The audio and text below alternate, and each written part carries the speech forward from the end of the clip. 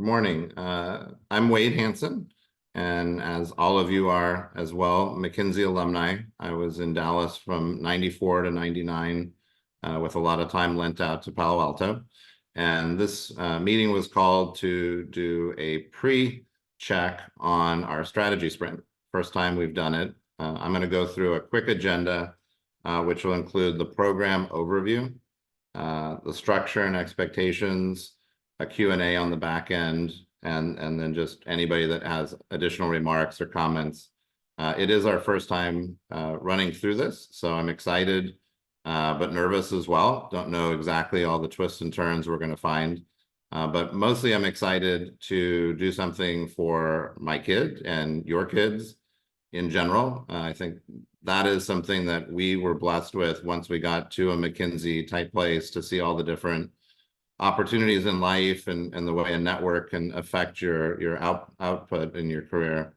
And would certainly love to have had those opportunities before I made bigger decisions in undergrad and so on. So this is exciting. I'm joined by Natalia, who everybody knows, organizing a lot of our events, logistics, and just my thought partner on all of that. And then Stella Wynn, who is not a McKinsey alum kid, but awesome nonetheless. And her mom and I do business together. And Stella was actually the one that introduced me to the idea of a strategy sprint. Just to state it kind of in short, a strategy sprint would be the equivalent of a hackathon, where instead of solving a coding problem, we're attacking a business problem. And very similar to the way we might have been going through the interview process, but an elongated, team-oriented approach to work together, struggle with some problems, and come up with an approach, and then give the teams each an opportunity to present on the back end. I'm going to let Stella take the next 5-7 minutes or so to run through what a strategy sprint looks like. She's competed in several and mentors now old guys like us that are trying to do something helpful to the community and make sure we don't go off the rails. So Stella, maybe you can kind of take the mic for a sec and walk us through that. Yeah, absolutely. I'm really very happy to be on this call. I actually participated. My last strategy sprint was in November of last year. And the whole idea is that you gain this very robust set of skills in a short amount of time, and you get to work with coaches, with mentors to solve a business problem. And I can run through generally what the agenda will look like for the first week of April. If you guys decide to come on as mentors, there will be 3 main key phases for stakeholders in this case. So there's the pre-work phase where we get everything set up for the mentors and the students, the project week, which is the most intensive week. And then we have obviously our 1-day virtual case competition, which is now scheduled for a Saturday. So in the pre-work phase, what we're thinking is that there will be a list of compiled resources for students to go through. So this will be self-paced, video-based pre-work. During this period, students will engage with a series of different materials, so to equip them with slide deck building and financial modeling skills, make sure that all students, no matter what level they're at, they can come into the competition confidently, and it'll make it easier for you guys to work with them. This will be around March 24th to March 30th. And then moving on to the project week, right now we have it scheduled for April 1st to April 5th. You will be responsible for guiding a team of 4 to 6 students alongside another alumni. And this week is structured to include, short daily stand-ups where you will help students articulate their progress, navigate through any challenges they have, and strategize for the final presentation. There will also be at least 2 one-on-one mentor sessions scheduled. So these are opportunities for you to get to know the students on your team. And this could obviously be divided amongst you and your other mentor. And then we will have a final partner meeting. So this is like a final review meeting before the client presentation on Saturday for you and the team to polish the presentation. So the expectation is that you really are available this week, online and offline, to support your mentees and make sure that their final presentation is yeah, wait, go Yeah, ahead. I'm just gonna throw in a funny little reminder. You remember how the ED used to fly in at the last minute and change everything we tried to work on for the last 3 months? This is our chance to be the ED. I'm just kidding. We really want the McKinsey people not to meddle too much. You know, basically, none of us will have our own children on the team, so that's helpful. And it's really just to help them think about how to put a problem together, how to attack it, what goes into a presentation. You know, you should make some points and have a conclusion. Basic blocking and tackling things. The problem, and we'll tell you what it is, it's not going to be hugely financially driven. It's not a P&L that was made up and we're trying to solve a thing like that. It's actually going to be how to launch this internship portal and build a community, not only for them in the years that they're still using it, but for the future high school kids and kids that haven't even made it to high school yet. So we're tackling something kind of soft and easy to get your head around because you're actually participating in it this year.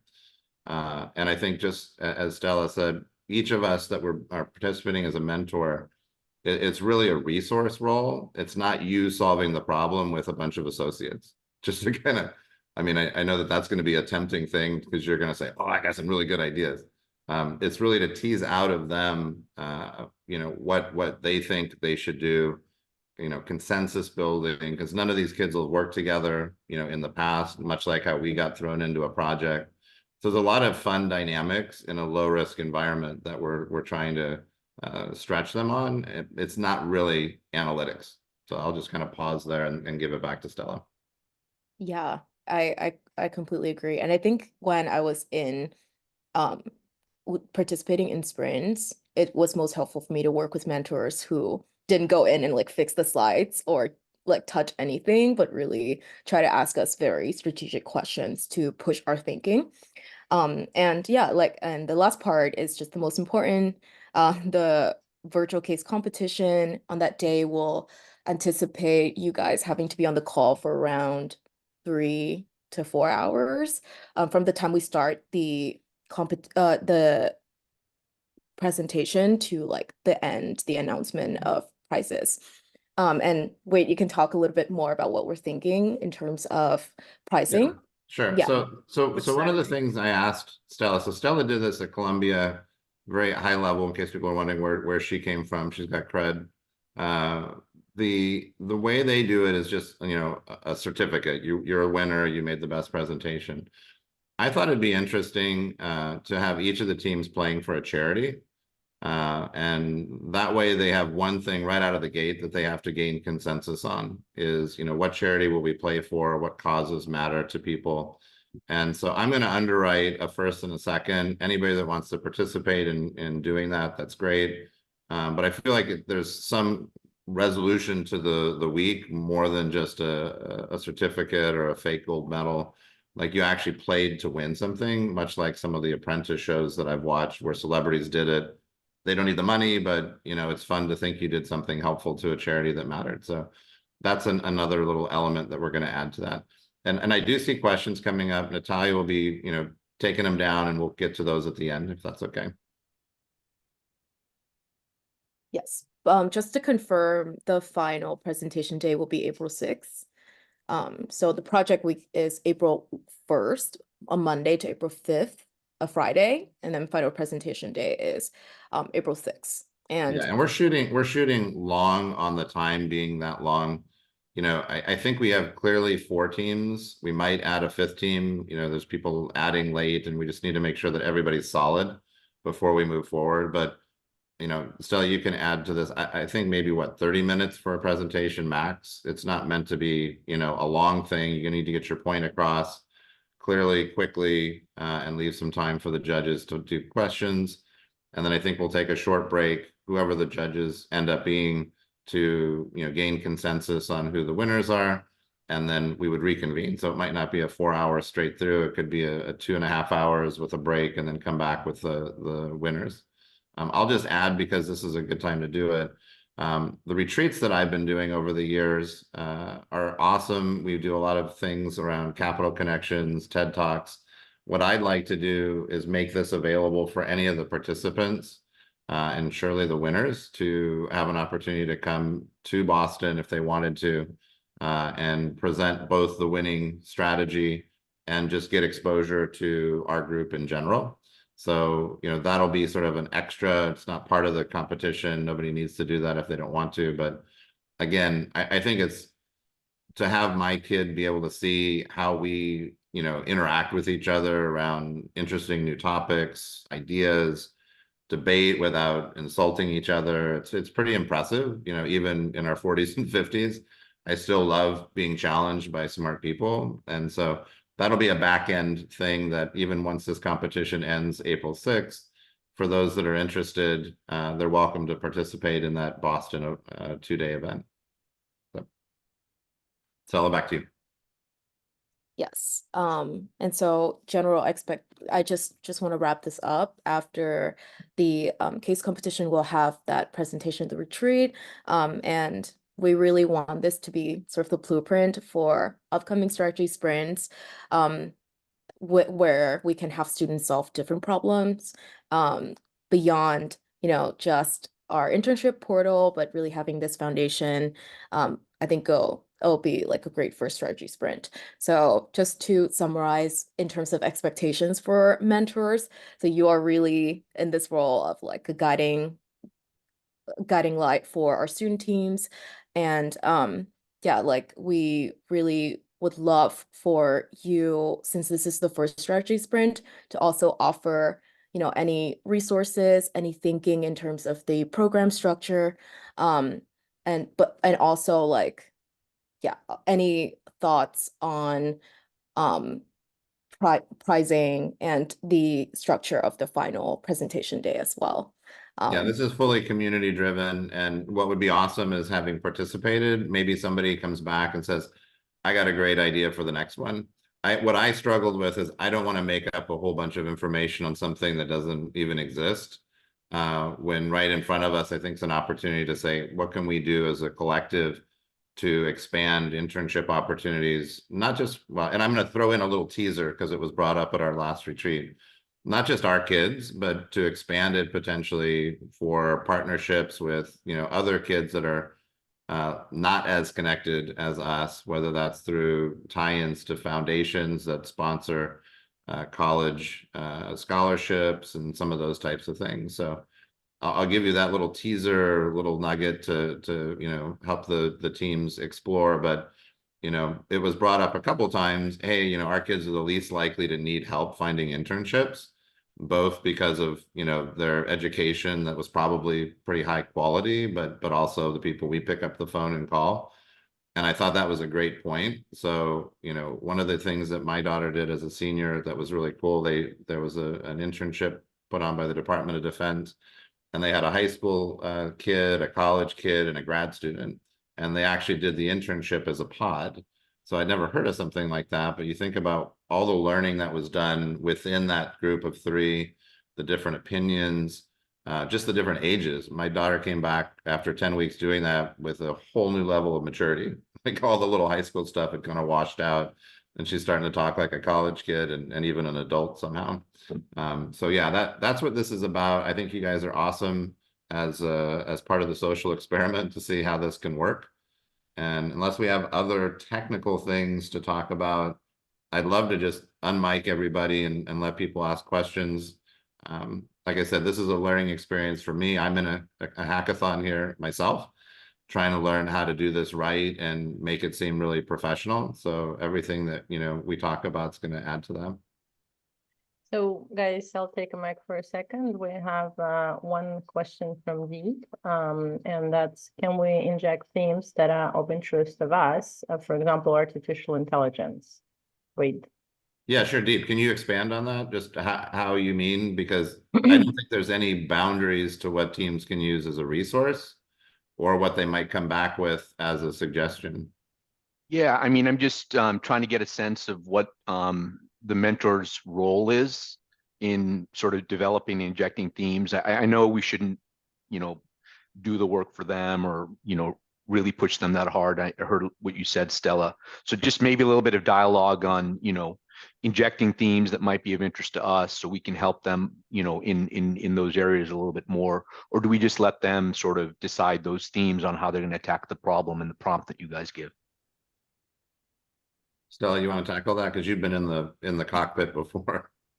Absolutely, yeah. I think one way for you to guide their thinking is at the very first meeting after we brief the problem, like a way you can do that is send them a list of resources, for instance, right? You guys can think about it in this way. And that I've always found that to be most helpful. Like instead of, yeah, for me, instead of a mentor being like, oh, let's do AI. Obviously, that's not the approach. The approach is very much like, have you guys thought about it this way? And then any resources that you think is Like, how really does AI impact this type of a problem solution? Does exactly, it have yeah, a pose that relevance? question and maybe, yeah, that I think that is always the best way. And you really have so much space to do this. Um, yeah, in like a subtle like way. And obviously I trust that all of you guys have like a great leadership style and your own approach to guiding like associates, entry, or subordinates. So yeah, you really do have the creativity to do that as a mentor. Yeah, and I've joked with a number of you privately. This is kind of an opportunity for us to give advice to our own kid through another mouth. It's like, you know, like whenever you're trying to guide your own child, it's like, oh, dad, mom, you know, come on. Like, and I don't want to hear about that. But then your buddy or so might say the same exact thing, and all of a sudden it's like, whoa, wow, that's really intense. Yeah, I need to do that. So I'm hopeful that that also kind of happens here, that we, you know, look at this in the context of why are we doing a hackathon? Why are internships important? It's career opportunities and being thoughtful about, gosh, I'm on the right track with what I'm doing. Are there other things that, you know, when you do the one-on-ones, a chance to tell your story and how things, you know, evolved. It's not always perfectly linear, and that's okay. So just all those kind of personal experiences, that's as valuable as the competition, I think, as well. Hopefully each of those kids will connect with somebody through this that'll be helpful to them, you know, in the long run decisions that they're making. Okay, thanks, Wade. We have one more question from David, and he's asking what Saturday is the final presentation. I put it in the group chat. The final presentation will be on April 6th. It's a Saturday. The actual week of preparing those presentations is the week from April 1st to April 5th, and the pre-work week is the week before that, which is the end of March. Yeah, and pre-work, to be clear, is really skill building. It's not pre-work on this particular problem. So I think what Stella was saying, you know, we're not going to have a lot of financial modeling, if any, in this case. I think it's probably, you know, going to be more structuring the solution or the outreach campaign, or how do you manage an increasingly high volume of matchmakings with, you know, interns and internships? How do you bring this out to corporations to get them to be interested?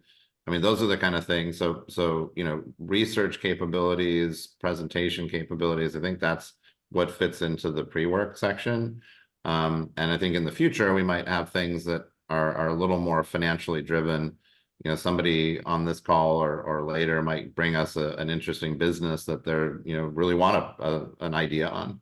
You know, how do I go global? How do I, you know, fix a problem in manufacturing? All the funny things that McKinsey did were always tied back somehow to a case they studied.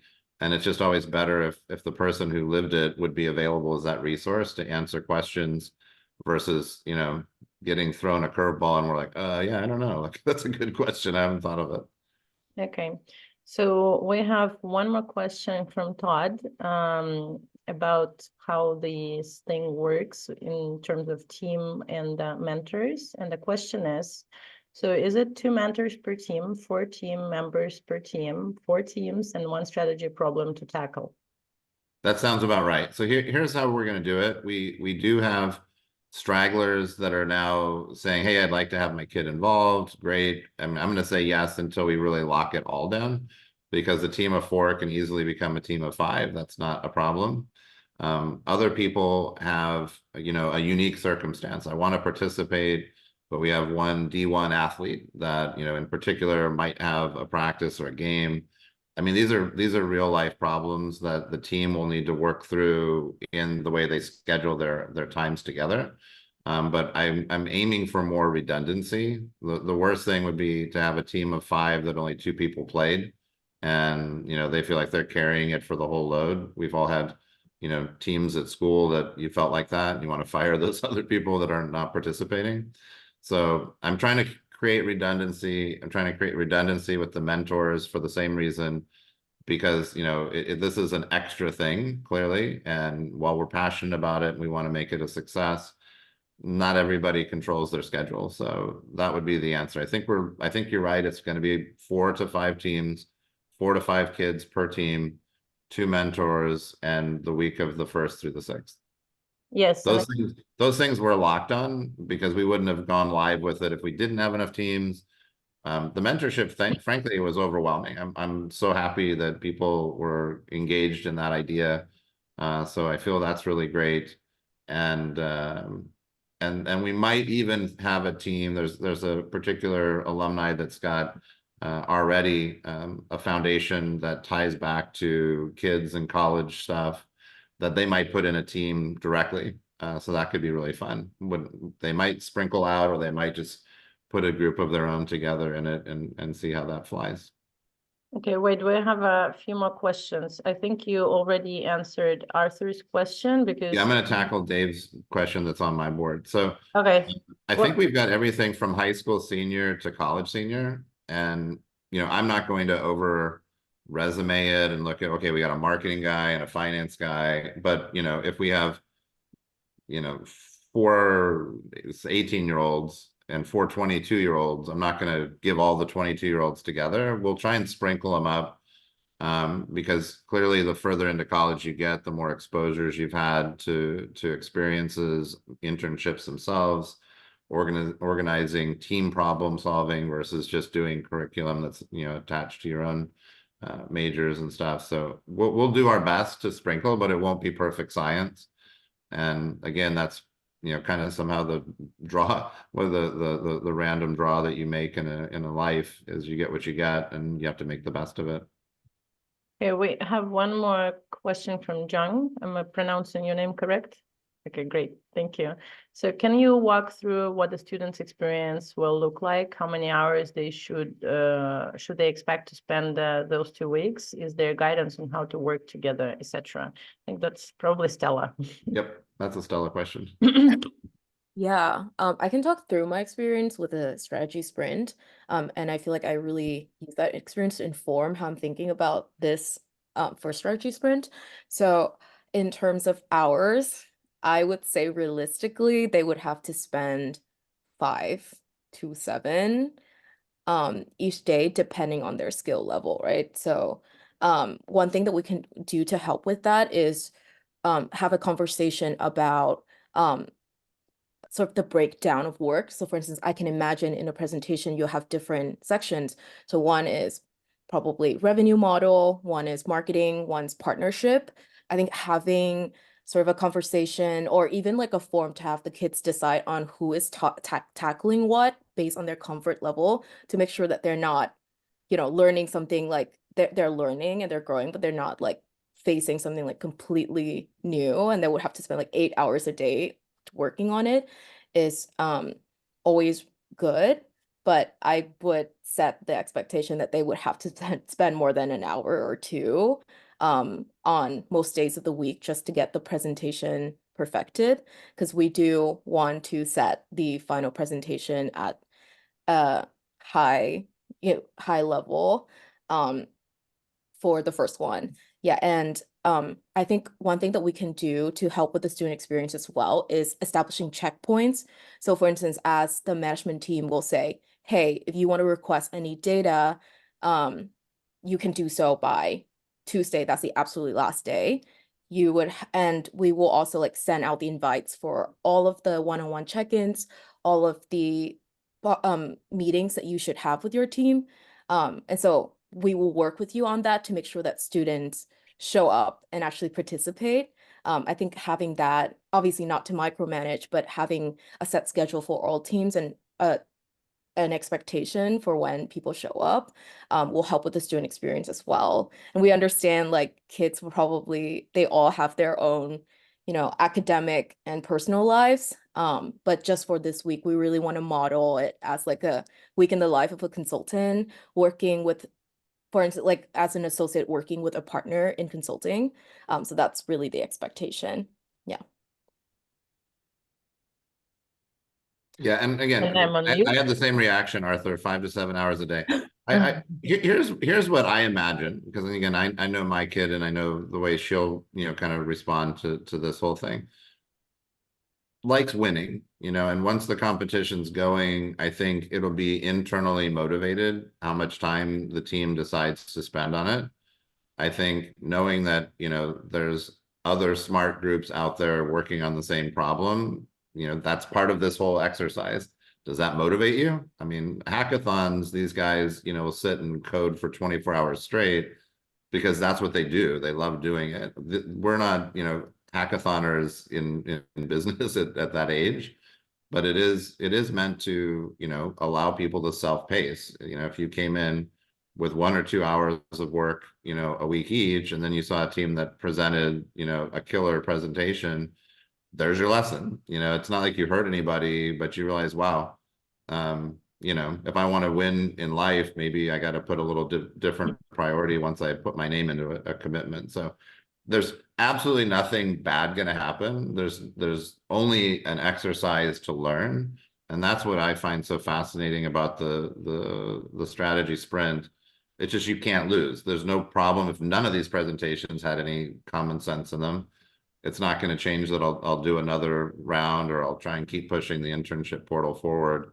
So I just see the bar is low to you know be a let's do it again. And I can only imagine there's going to be some really great ideas that come out of it because they're the ones that directly, you know, benefit from having, you know, internships. But I can't imagine my daughter putting 5 to 7 hours a day. Just I'll put that out there. Stella might be that kid. Right. I Do mean, it.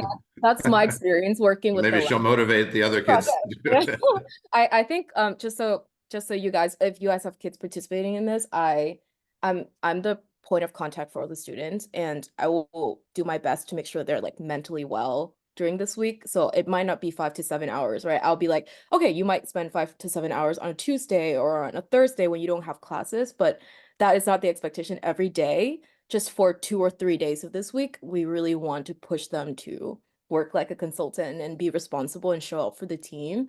But yeah, I'm on their side. I will work with them to make sure that everyone feels good about entering and feels like they can accommodate that for that week. Yeah. Yeah. Yeah, I don't know if any of you were summer interns. My summer internship experience ended where each of the interns had to present to the directors. And so, you know, on my little team at Frito-Lay, my director really had me, you know, working hard on my 5 slides, made sure I rehearsed it for the internal team, for the external Frito team before he sent me to talk to the directors. And I realize now it's like it was more about him than me. He didn't want to be the one that sent an unprepared idiot to that group and like they go, God, Warren, you suck on the internship. We're not giving you one next year. So I really loved it. 1 or 2 people came and they didn't take it seriously and they didn't get offers. So I mean, I realized like, wow, there are consequences, you know, on some of these things. So again, this isn't job. Nobody's getting paid. We're not getting paid, all volunteers and stuff. But I did find it a fascinating lesson that, you know, you can't just mail things in and expect, you know, you're going to get the outcome. So my personal experience. Stella, last question quickly. Could you give the overview on channels to communications with mentors and mentees? And Yeah, that's a good one because wrap up. I think each team ought to have its own way to do it. I know there's a million different platforms out there. There's Teams, there's Zoom. Obviously, you know, we'll know everybody's emails. I don't know that I would prescribe how they should do it. Stella, is it just college kids know how to do that and they will figure it out, or do we need to actually say something? Yeah, I think like every team would figure it out on their own. I would say for us, we would have to constantly like check in with all teams to have a point of contact. So I should be that point of contact for Yeah. if you guys need anything, and I will be sending out the emails reminding students to do things. So yeah. Okay. Yeah, but I don't think we're promoting Teams or Zoom or whatever other cool stuff, Slack, Discord, whatever works. And just out of curiosity, Natalia, I don't know if you know this, or we can do a quick show of hands. Raise your hand if you're on the West Coast. That would be me. Okay, and then raise your hand if you're on the East Coast. Okay, so we're gonna have people in all three time zones. I know Sunil's in the central. So that might be another little thing that gets tackled when the team is formed. Do you think we should try and do like East Coast team, West Coast team, just to help them with the time zones? I mean, to the extent we can, it would make sense. So maybe Natalia, as we do kind of the vetting and assembling of teams, be thoughtful about that. So the mentors, the kids, to the extent we can, would be, same or similar time zones versus, 3-hour difference. And we might even have a couple of people internationally. I don't know that for sure, but there was definitely some interest from a couple of my, there you go, friends that are in Europe. So that would be super cool if, this became an international exercise. Awesome, thank you. All right, if there's no other questions that we should address on video, Natalia, you can wrap it up, and then maybe we just have a final couple words. So we'll end Okay, the let video now. me stop recording, everyone. Thank you.